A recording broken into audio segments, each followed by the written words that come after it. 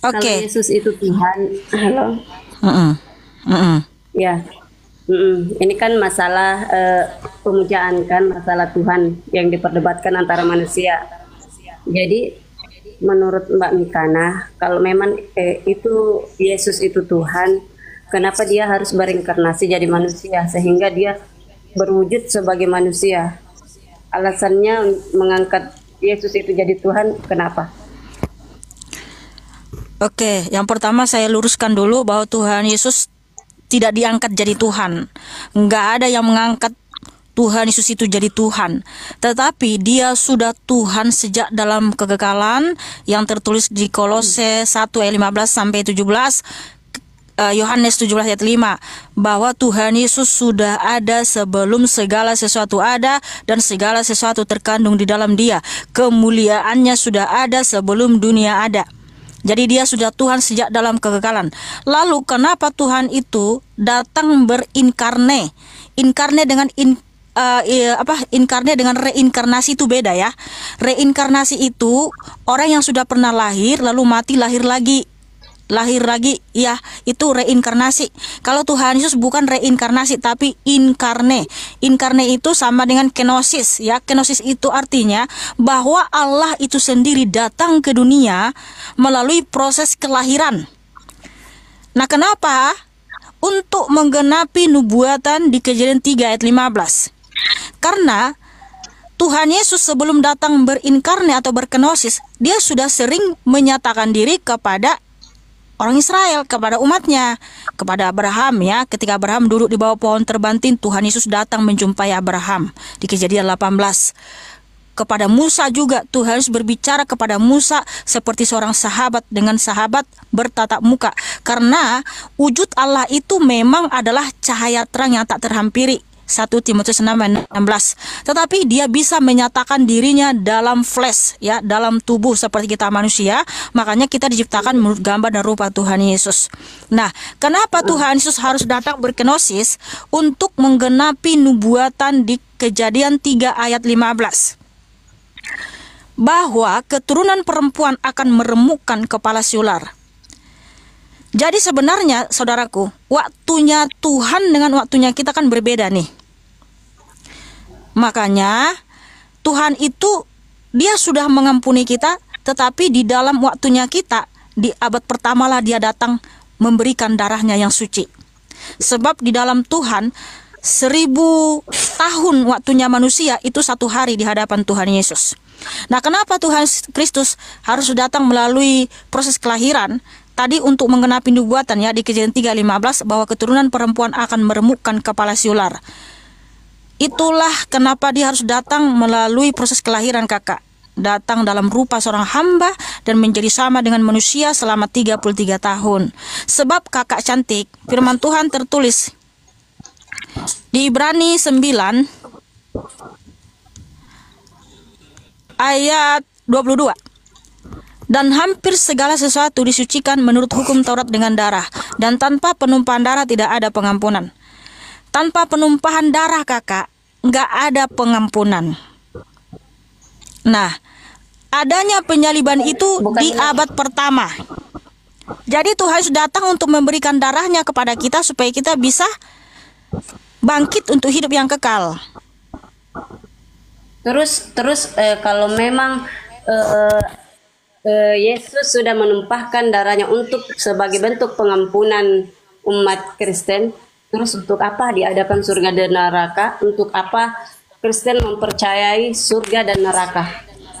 Bukannya sudah ini ya, dihapuskan dosa-dosanya karena kok berarti itu pertumpahan darah Yesus itu sia-sia dong. Untuk apa buat korban tumpahkan darahnya, ujung-ujungnya kalian mempercayai surga dan neraka? Itu untuk apa? Oke. Sesuai dengan firman Tuhan di Matius 25. Ini loh, maksudnya itu sia-sia pengorbanan Yesus. Pengorbanan Iya, Tuhan. tahu, sudah tahu. Tumpahkan darah. Nggak ada sia-sia, nggak ada yang sia-sia, nggak ada yang sia-sia. Ujung-ujungnya ada surga dan neraka. Ada juga surga dan neraka gitu ya. Iya, makanya dengar Kakak. Ya, makanya dengarkan ya. Nih, saya mute dulu. Kita tunjukkan datanya di Matius 25 ayat 31 sampai 46. Judul perikopnya di situ penghakiman terakhir. Matius 25 ayat 31 sampai 40 ya. Matius 25 ayat 31 sampai 40. Tuhan Yesus akan memasukkan anak-anaknya atau orang Kristen yang setia kepada Tuhan Yesus selama hidupnya, masukkan ke surga di sebelah kanannya. Tetapi iblis dan pengikut-pengikutnya dimasukkan ke neraka. Karena surga diciptakan esensinya untuk anak-anak Allah. Anak-anak Allah siapa? Malaikat yang setia dan kami anak-anaknya. Terus neraka esensinya diciptakan untuk siapa? Untuk iblis dan pengikut-pengikutnya. Makanya Tuhan Yesus berfirman di Matius 25 ayat 41. Dan ia akan berkata juga kepada mereka yang di sebelah kirinya, enyalah dari hadapanku, hai kamu orang-orang terkutuk, enyalah ke dalam api yang kekal yang telah tersedia untuk iblis dan antek-anteknya. Sudah paham, cantik? Nah, kalau kita nggak taat kepada Tuhan Yesus, nggak percaya sama Tuhan Yesus, berarti kepada iblis dong, ya kan? Karena hanya ada Tuhan sejati, hanya satu di dunia ini, yaitu Tuhan Yesus. Lawan dari Tuhan Yesus siapa? Iblis. Jadi kalau kita nggak percaya sama Tuhan Yesus, berarti kita ngikutin iblis gitu loh. Makanya kita bersama dengan iblis ke neraka bagi orang-orang yang tidak percaya. Tetapi orang yang percaya, orang yang setia, yang taat kepada Tuhan Yesus, dimasukkan ke surga di sebelah kanan Tuhan Yesus. Nah gitu kakak, udah paham belum? Silahkan buka mikrofonnya.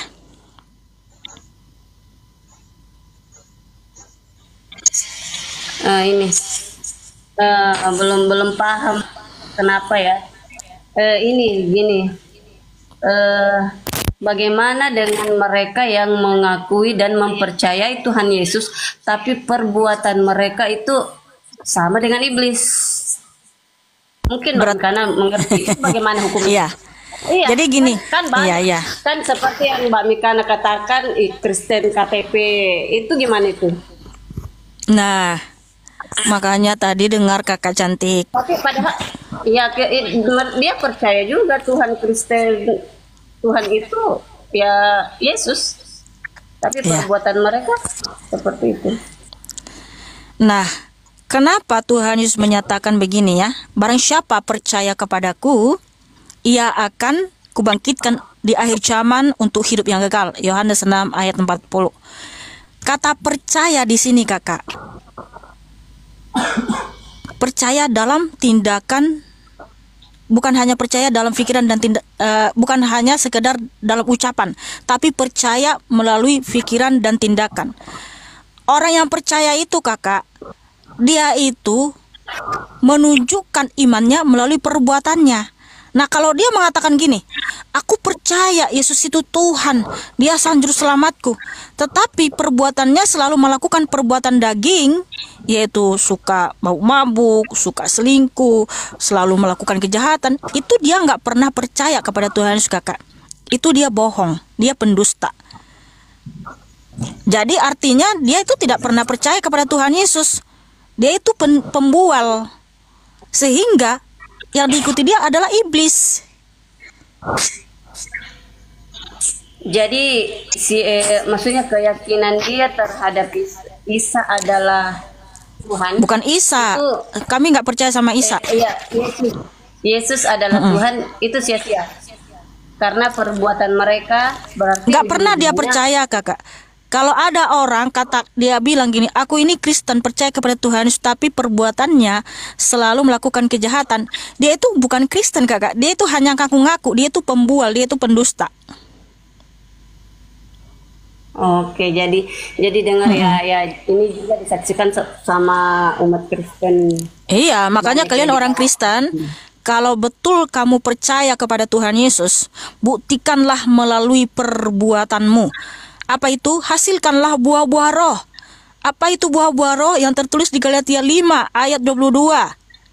Yaitu bahwa kita harus hidup dalam kasih, sukacita, damai sejahtera, kesabaran, kemurahan, kebaikan, kesetiaan, kelemah lembutan, penguasaan diri. Kuasailah dirimu agar kamu jangan lagi jatuh ke dalam dosa yang sama. Kalau dulu hidupmu suka selingkuh, suka merampok, suka mencuri, tetapi setelah kamu hidup dalam Tuhan Yesus, kamu harus tinggalkan semua itu. Kamu harus menghasilkan buah-buah roh. Itulah orang Kristen, kakak. Karena jelas di Galatia 5 ayat 18 sampai 21, orang yang melakukan perbuatan daging, yaitu berhala, sihir, perselisihan, iri hati, amarah, kemabukan, pesta pora, ya, dan lain sebagainya, itu tidak akan pernah masuk dalam kerajaan surga, dan itu bukan anak Tuhan Yesus. Anak Tuhan Yesus itu adalah anak-anak yang taat, anak yang setia mengikuti perintah Tuhan Yesus. Seperti itu kakak dia, jelas sekali ya. Oke, terima kasih kakak sudah bertanya. Oh, ada lagi? Iya, masih berhubungan dengan kata Tuhan. Iya. Terus gimana sebelum Yesus itu berwujud manusia, Tuhan yang Mbak Mikana manusia sebelumnya seperti Bunda Maria, itu Tuhannya siapa? Baik, jadi gini, Bunda Maria itu dia ada di abad pertama ya, di mana orang tuanya itu namanya Eli. Ibunya Yesus yang Kayaknya dengar dulu kakak, belum selesai saya jawab. Oke. Bunda Maria itu adalah perawan suci, wanita yang paling berbahagia di seluruh jagat raya dunia ini.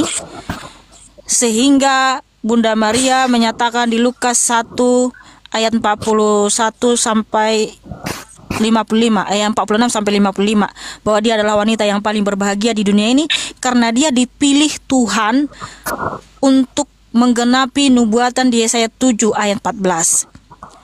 Bunda Maria ini dia adalah orang Yahudi dari suku Yehuda ya, dia adalah orang Israel dari suku Yehuda, di mana Bunda Maria menyembah Yahweh Elohim. Jadi Yahweh Elohim itulah yang datang ke dunia, menyatakan diri ke dunia melalui Bunda Maria. Makanya Bunda Maria menyatakan dia bersyukur kepada Tuhan Allah semesta alam karena Tuhan itu telah melakukan perbuatan yang besar kepadanya, sehingga roh Allah itu datang berkenosis hadir di dalam rahim Bunda Maria. Sebelumnya Tuhan Allah yang disebut oleh Bunda Maria itu wujudnya seperti apa? Dia adalah roh yang berkuasa, cahaya terang yang tak terhampiri. Berarti tidak berwujud. Nah, terus jadi gini, tiba-tiba bentar.